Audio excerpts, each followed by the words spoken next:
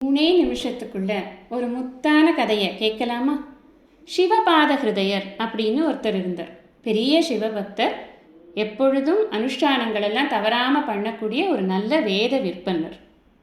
அவர் ஒரு நாளைக்கு தோணிபுரம் அப்படிங்கிற சீர்காழியில் இருக்கிற அந்த சுவாமியினுடைய கோவில் குளத்தில் தான் போய் குளிச்சுட்டு அனுஷ்டானங்கள்லாம் பண்ணணும் அப்படின்னு கிளம்புறார்.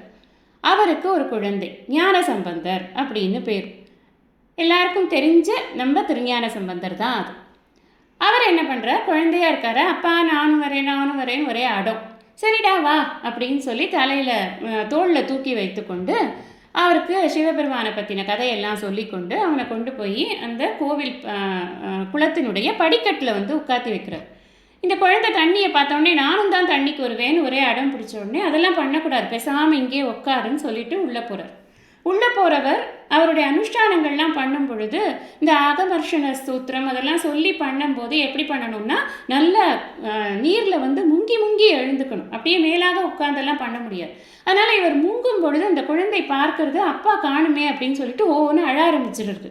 அந்த அழுக சத்தம் யாருக்கு கேட்கறது அப்படின்னா, தண்ணிக்குள்ளே இருக்கிற சிவபாத ஹிருதயருக்கு கேட்கல, ஆனால் அந்த சிவபெருமானுக்கு கேட்டுது.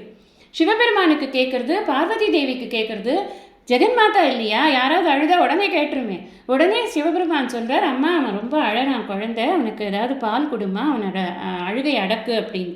உடனே பார்வதி தேவியார் அவனுக்கு பால் புகட்டுகிறார். இந்த பாலை குடித்த உடனே அதுக்கு ரொம்ப சந்தோஷம், ஞானப்பால் இல்லையா, அதனால் அது பயங்கர சந்தோஷமாக அந்த குழந்தை உட்காந்து ஜாலியாக விளையாடின்னு இருக்கு. இவர் குளிச்சு முடிச்சுட்டு எழுந்து வெளியில் வரார். அங்கே படிக்கட்டில் குழந்தை விளையாடி கொண்டு இருக்கிறது. அதோட வாயில் பால் காயாமல் இருக்குது.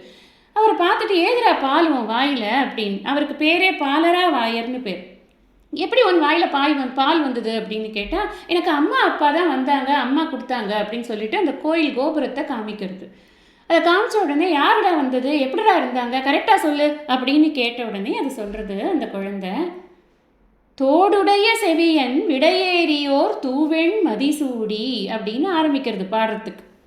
இந்த 3 வயசு குழந்தைக்கு, 3 வயசு கூட ஆகாத இந்த குழந்தைக்கு இப்பேற்பட்ட ஒரு ஞானமா, சிவபெருமானை இப்படி வர்ணிக்கிறதே இந்த குழந்தை அப்படின்னு அவருக்கு ரொம்ப சந்தோஷம். இருக்காதா பின்ன? அப்பாவுக்கு குழந்தையோட சொல்லை கேட்டால் வரக்கூடிய சந்தோஷத்துக்கு அளவே கிடையாது இல்லையா அப்பா அம்மாவுக்கு. வள்ளுவரும் இதே தான் சொல்கிறார். மக்கள் மெய் தீண்டல் உடற்கின்பம், மற்ற அவர் சொல் கேட்டல் இன்பம் செவிக்கு.